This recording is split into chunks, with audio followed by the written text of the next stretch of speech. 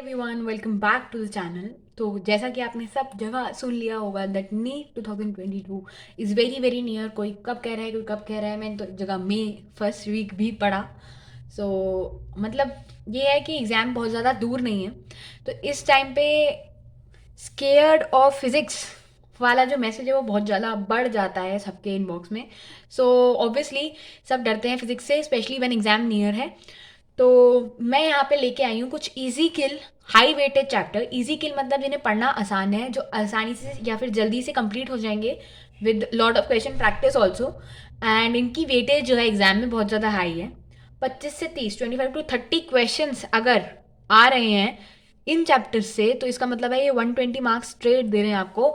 And 120 marks in physics is a game changer. Chemistry bio संभाल लोगे तो 120 marks in physics is a game changer, सब बदल जाएगा।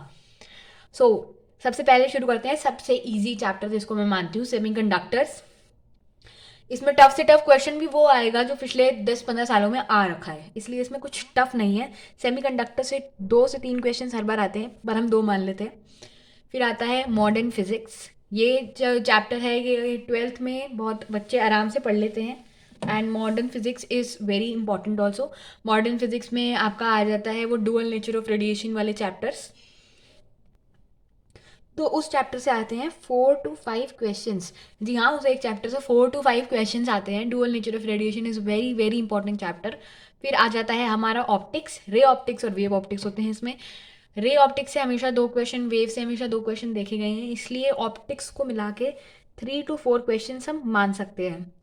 फिर आता है थर्मल फिजिक्स। जो हीट वाली फिजिक्स है जो 11th क्लास में है उसे हम कहते हैं थर्मल फिजिक्स।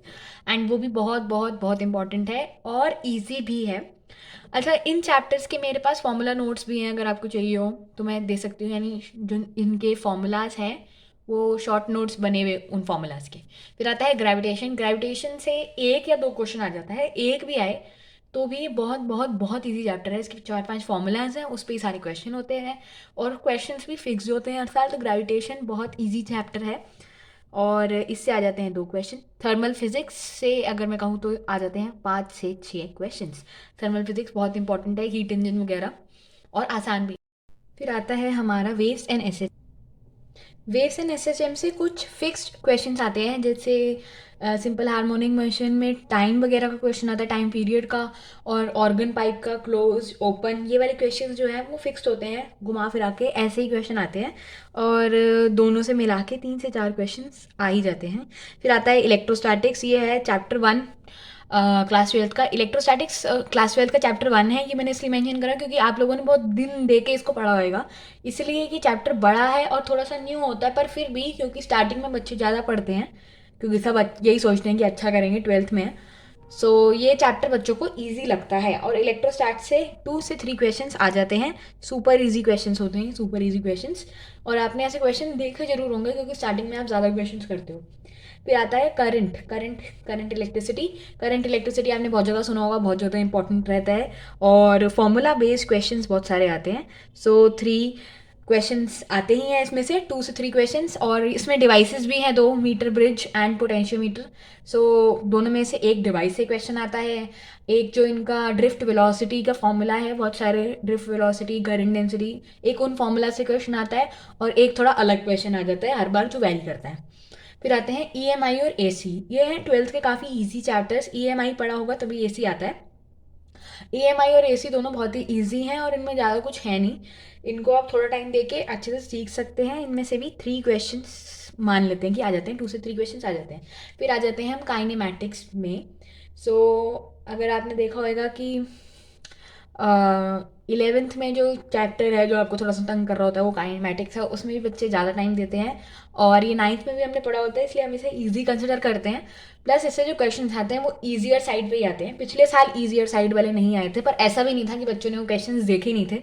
टफ क्वेश्चन अगर करने लगो तो सबसे पहले के जो क्वेश्चन है वो आए थे, इसलिए काइनेमैटिक्स से आए थे 1 to 2 क्वेश्चन और आते भी यही हैं 1 to 2 क्वेश्चन।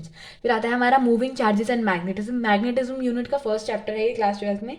और इसमें बहुत सारे फॉर्मूलाज हैं और फॉर्मूला बेस्ड क्वेश्चन इसमें से बहुत सारे बनते हैं। नीट 2020 या उससे पहले के देखे तो काफ़ी इजी क्वेश्चन आ रखे हैं और पिछले साल थोड़े बहुत इधर उधर करके, बट क्वेश्चन इसमें से बियरेबल यानी जो कर सको वैसे आते हैं, तो यहाँ पे हो गया 3।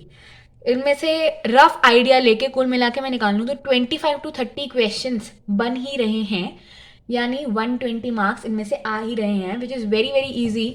अगर आप इस स्टेज पे हैं, अभी आपने बहुत कम पढ़ रखा है, तो आप ये high weightage easy kill chapters कर सकते हैं if you are scared of physics. अब आते हैं हम tough but high weightage chapters पे। टफ में मैं सबसे पहले बात करूं और हाई वेटेज की बात करूं तो हमें पता है जो रोटेशनल मोशन चैप्टर है वो बहुत फेमस है टफ और हाई वेटेज होने के लिए। इससे 2 से 3 क्वेश्चन मिल ही जाते हैं, 2 से 3 क्वेश्चन, और जिनमें से मैं कहूँगी कि 2 क्वेश्चन की कैटेगरी ईजियर होती है अगर आप इसकी प्रैक्टिस करें और इसको थोड़ा टाइम दें। 2 से 3 क्वेश्चन ईजी भी हो सकते हैं। फिर आती है फ्लूइड मैकेनिक्स। इसको अगर आपने बर्नौली थ्योरम वगैरह, इसमें से बहुत इंपॉर्टेंट पार्ट है, बर्नौली थ्योरम का जरूर एक क्वेश्चन मिल ही जाता है हर 1-2 साल में। सो फ्लूइड मैकेनिक्स में Bernoulli theorem is very important. 1 से 2 क्वेश्चन फ्लूइड मैकेनिक्स से आ ही जाते हैं। और एन एल एम के साथ फ्रिक्शन भी है, Newton's laws of motion and friction. ये मैं कहूँगी कि रिलेटिवली है, ये किसी के लिए टफ माना जाएगा, ये किसी के लिए इजी, ये सबके ऊपर डिपेंड करता है। एनएलएम एंड फ्रिक्शन की प्रैक्टिस पे डिपेंड करता है।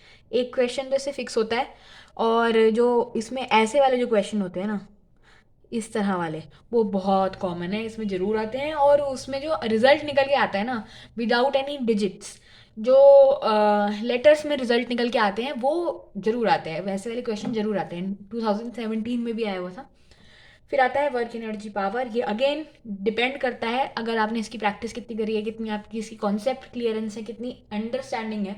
अगर अंडरस्टैंडिंग बहुत अच्छी है इस चैप्टर की तो चैप्टर में कुछ भी नहीं है, बट अगर अंडरस्टैंडिंग नहीं है तो ये काफ़ी बच्चों को टफ भी लग सकता है। सो ये थे पूरी फिजिक्स के हाई वेटेज चैप्टर्स।